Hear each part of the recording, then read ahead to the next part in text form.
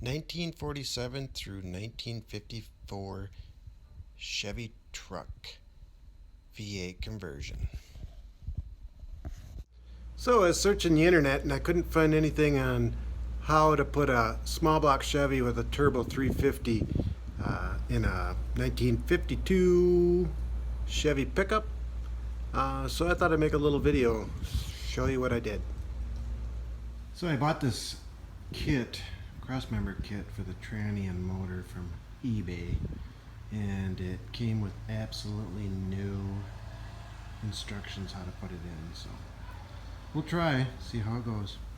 So I just grabbed an old Chevy block and a housing from a turbo 350, which don't have the oil pin or the pin for the tranny on it, and you can see it's hitting on that crossmember there, and it's also hitting on the floorboard right there.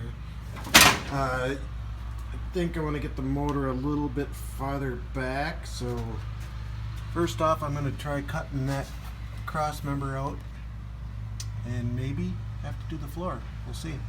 Now there's two cross members, the rear one back by the drive shaft unbolts, so you can just take that one out easily. This front one here has a bunch of rivets holding it into the frame, so I think I'm going to opt to just cut it off right here and over there versus taking all the rivets out. So I unbolted the rear cross member, took it out of there, and I sawzalled off the front cross member, and looks like it turned out pretty good. The transmission cross member is about an inch too wide, so I'm cutting a half an inch off each side.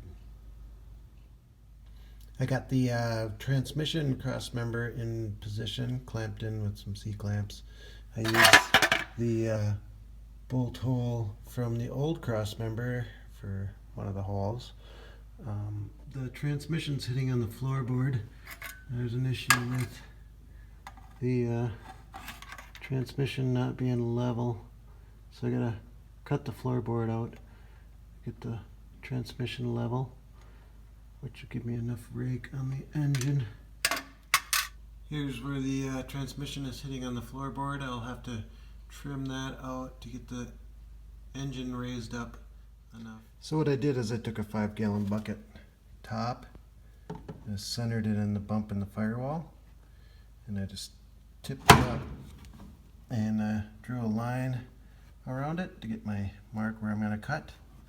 And if that's not enough, I'll cut it some more. That's what the second line is for. Just a note, if you're going to use your original gas pedal, which I'm not, but this is your mount for your original gas pedal, so you probably don't want to cut through that. Got my firewall cut out, or floorboard, or whatever you want to call it. Looks pretty good. To get the motor mount cross member to fit, looks like I'm going to have to cut about 2 1/4 off the pipe, and then the other part I'll probably have to cut about 2 inches off that also to get it to fit in between the frame. So I got my motor cross member cut down and fit. I had to cut 2 inches off this cross member and 1 1/4 inches off these to get them to fit between the frames. I got the motor mounted in there. Looks really good, except for the fact that it is way too close to the steering box here. So I'm going to remove that and change it out with a different one. So I picked up this 1969 Chevy Truck. Can use it as my motor, tranny, power steering sector, maybe brake booster, and rear end. It's a leaf spring truck, so it's kind of different. Most of these were coil springs in the rear. So, well, this is going to be my donor truck. Check out part 2 if you want to see how I put the 1969 Chevy Truck motor, tranny, and rear end power steering in the 1952 Chevy Truck. Thanks for watching.